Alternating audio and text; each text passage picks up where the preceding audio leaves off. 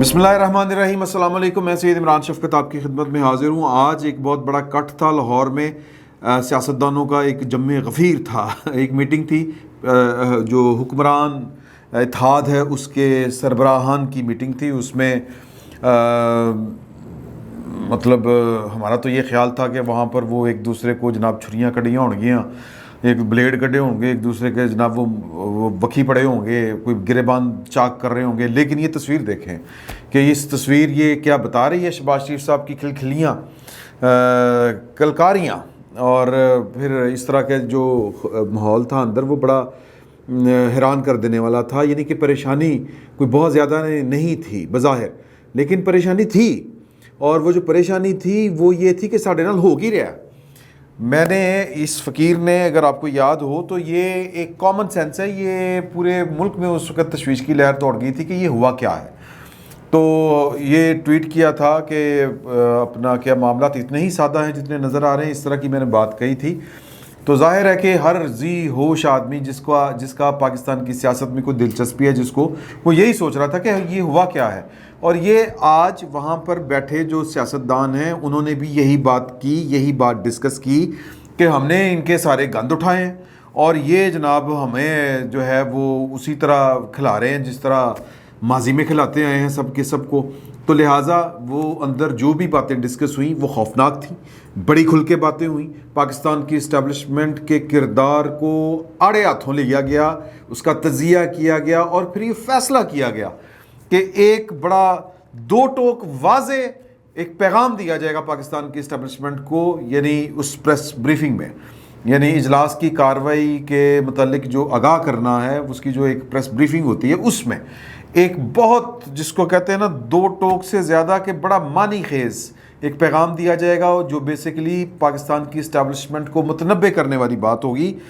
خبردار کرنے والی بات ہوگی کہ آپ کا بوجھ ہم نے اٹھایا ہے اور آپ ہمارے ساتھ یہ سلوک کر رہے ہیں۔ جو پہلے اسپیکر تھے اس پریس کانفرنس کے، خواجہ سعد رفیق صاحب تھے۔ خواجہ سعد رفیق کو سوچ سمجھ کے، ویسے تو یہ جو کام تھا یہ تو مریم اورنگزیب صاحبہ کا تھا، یعنی کہ وہ وزیر اطلاعات بھی ہیں اور پاکستان کی جی مسلم لیگ نون کی بھی وہ سیکرٹری اطلاعات ہیں، اس طرح کی صورتحال ہے۔ لیکن بڑا سوچ سمجھ کے کہ جس کی بات میں اثر ہو، جس کی بات میں وزن ہو اور جس کو لوگ غور سے سنیں، وہ سعد رفیق کو بھیجا گیا۔ سعد رفیق صاحب جو ہیں ایک مجھے ہوئے سیاستدان ہیں، انہوں نے بڑے طریقے کے ساتھ، بڑے اچھے الفاظ کے چناؤ کے ساتھ پورے کا پورا میسج کمیونیکیٹ کر دیا پاکستان کی اسٹیبلشمنٹ کو۔ اب آپ پاکستان کی اسٹیبلشمنٹ کو اگر آپ نے دیکھنا ہے کہ وہ پاکستان کی اسٹیبلشمنٹ کیا ہے، تو اب پاکستان کی اسٹیبلشمنٹ کی ترکیب تھوڑی سی مختلف ہے۔ خواجہ آصف صاحب نے یہ کھڑے ہو کے بتائی تھی، میرا خیال ہے پارلیمان کے اندر بتائی تھی،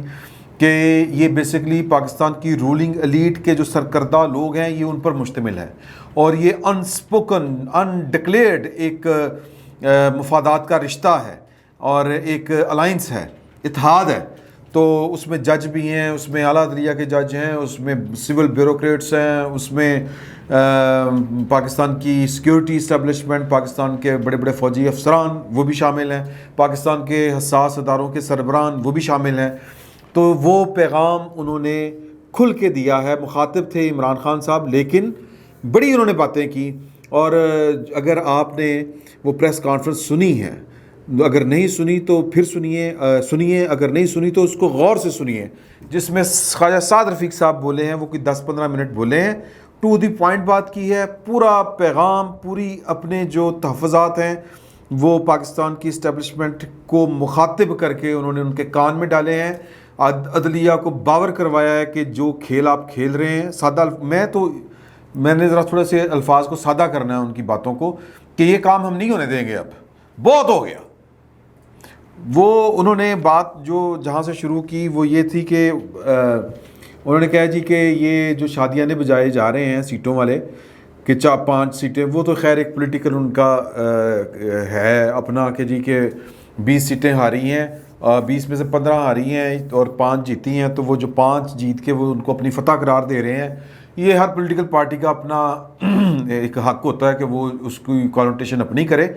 لیکن لوگ شاید اس کو یہ نہیں سمجھتے، یہ ایک شکست ہی ہے، کیونکہ یہ کہتے تھے 2018 کے جو انتخابات تھے وہ مینج کیے گئے۔ آج بھی انہوں نے یہ کہا کہ یہ 2018 میں آپ نے عمران خان صاحب کے لیے یہ لوگ بنوائے، یعنی ان کو علیحدہ کیا پارٹیوں سے، پھر ان کو انڈیپینڈنٹ کیا، پھر وہ جیتے، تو وہاں سے یہ بات شروع ہوئی تھی۔ انہوں نے کہا کہ تب جو تھے یہ معاملہ ٹھیک تھے، اب اگر کوئی آپ کے خلاف جو ہے وہ آواز اٹھائے اپنے مطلب نیک نیتی کی بنیاد پر یا اپنے کوئی سیاسی اختلاف کی بنیاد پر، تو وہ جناب وہ کہتے ہیں وہ کافر ہو گیا، اور جو آپ کے پاس آ جائے وہ حاجی ہو گیا۔ وہ کہتے ہیں یہ شیطانی ہے، یہ جو ہے کہ جو آپ کے ساتھ ہے وہ ٹھیک ہے۔ وہ کہتے ہیں یہ گمراہ شخص ہے عمران خان، یہ آج ووٹ کی عزت کی بات کر رہا ہے، یہ بچہ جمہورہ تھا، اس کو لایا گیا تھا، یہ کس منہ سے ووٹ کی عزت کی بات کر رہا ہے؟ ووٹ کی عزت کی بات یہ پولیٹیکل پارٹیاں جو یہاں پر جن کے نمائندے بیٹھے ہیں انہوں نے اس کی قیمت دی، انہوں نے جلا وطنیاں کاٹی، انہوں نے جیلیں کاٹی، پھانسی کے پھندوں پر جھولے، قتل ہوئے، اور دیگر اس طرح کی جو ہے وہ پریشانیاں، صعوبتیں، مصیبتیں برداشت کی۔ تم نے کیا کیا ہے؟ تم تو آوارہ کر دو،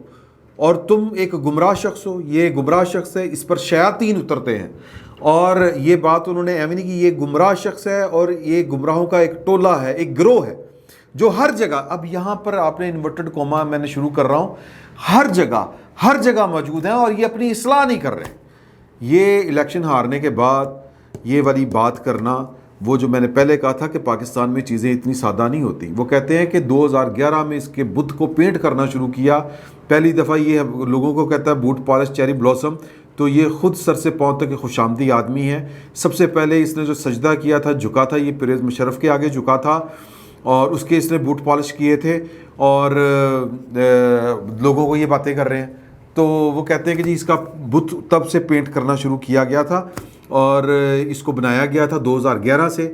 تو بہت سی چیزیں جو ہیں وہ انفولڈ ہو گئی ہیں کہ ایجنڈا کیا ہے، اور کچھ چیزیں جو ہیں وہ ایجنڈا عمران خان کو لانے کا جو تھا وہ کچھ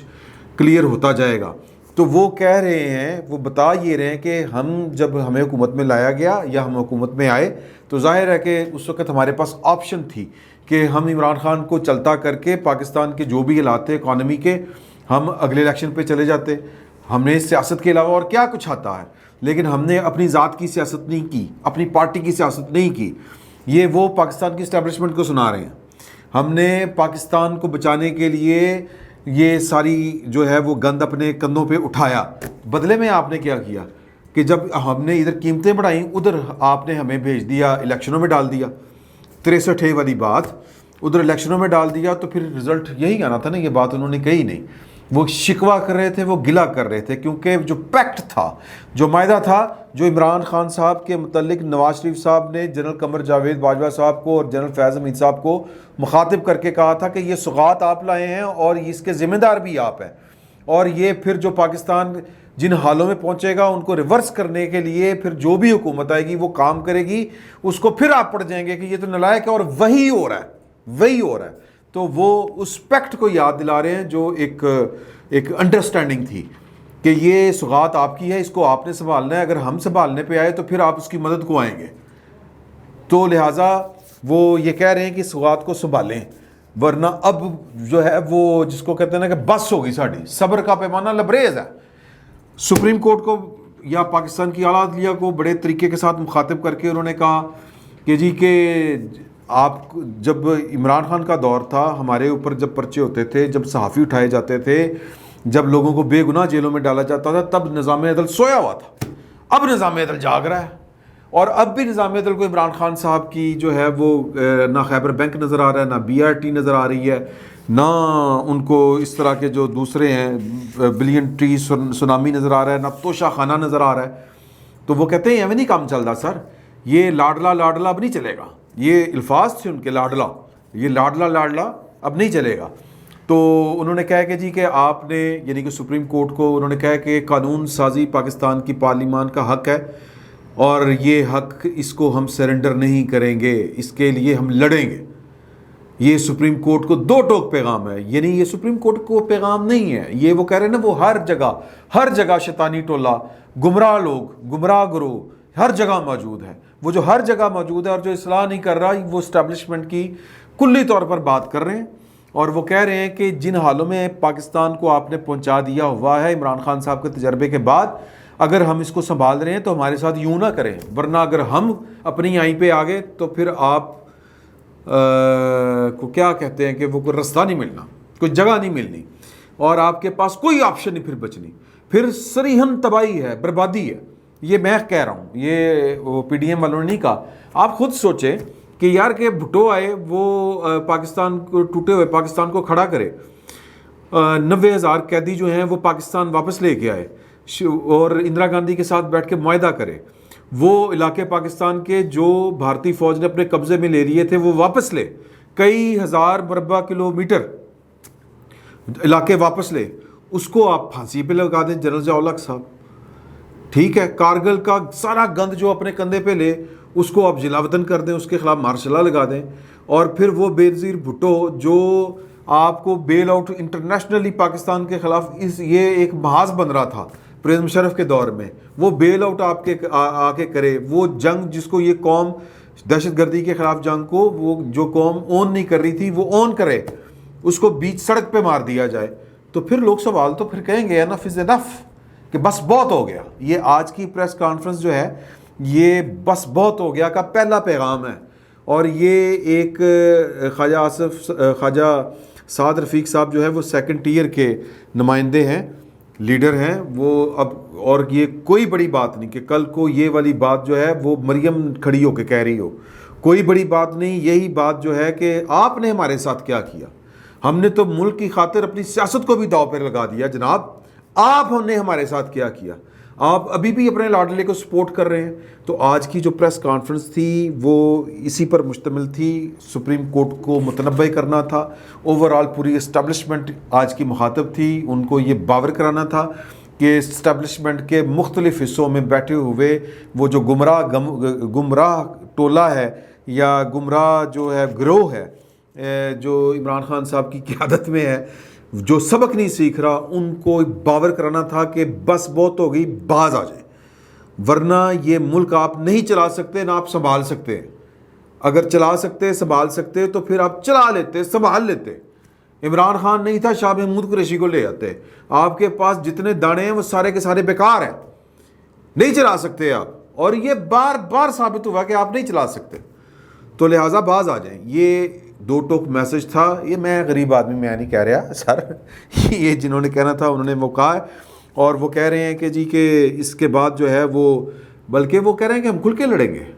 اب جو ہے وہ کوئی دید لحاظ نہیں ہے، اب ہر چیز کا مقابلہ ہوگا، ہر چیز کا جواب دیا جائے گا، اور سد باب کیا جائے گا کہ یہ جو کروڑوں روپے عمران خان صاحب جو لگا رہے ہیں پاکستان کے اپنے سوشل میڈیا ٹیم کے اوپر، یہ کروڑوں روپے کون دے رہا ہے، کہاں سے آ رہے ہیں، اس کا بھی ہم سراغ لگائیں گے۔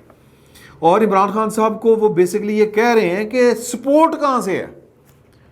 اندر سے، ظاہر ہے کہ سسٹم کے اندر سے سپورٹ ہے، وہ کھل کے بات نہیں کر رہے ابھی، وہ جو کہہ رہے ہیں کہ ہر جگہ یہ